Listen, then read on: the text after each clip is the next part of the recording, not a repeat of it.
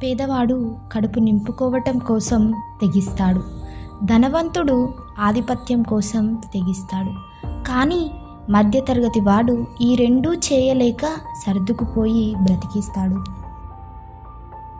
మనకి మంచి చెప్పే వాళ్ళు దొరకటం మన అదృష్టం, కానీ ఆ మంచిని మనం వినకపోవటం మన దురదృష్టం. జీవితంలో పెద్దదో చిన్నదో, గమ్యం దగ్గరో దూరమో, సాగే నిరంతర ప్రయాణంలో చివరకు మిగిలేవి గుప్పెడి జ్ఞాపకాలు, పిడికెడు అనుభూతులు. ఇతరులని బాధ పెట్టడం నీటిలో రాయి వేసినంత సులువు. వారిని తిరిగి మామూలు స్థితికి తేవటం ఆ రాయిని వెలికి తెచ్చుకునేంత కష్టం. అందుకే నీవు ఎవరిని బాధ పెట్టకు. క్షణం తీరిక లేకుండా సంపాదించే ఆస్తి ఒక్క క్షణంలో మాయం కావచ్చు. ఎవరూ మాయం చేయలేనిది నువ్వు సంపాదించుకున్న జ్ఞానం మాత్రమే. మీకు ఈ వీడియో నచ్చినట్లయితే లైక్ చేయండి, షేర్ చేయండి, అలాగే మా ఛానల్ను సబ్స్క్రైబ్ చేయండి. నీకు జాలి ఎక్కువ ఉంటే కష్టాలు తప్పవు.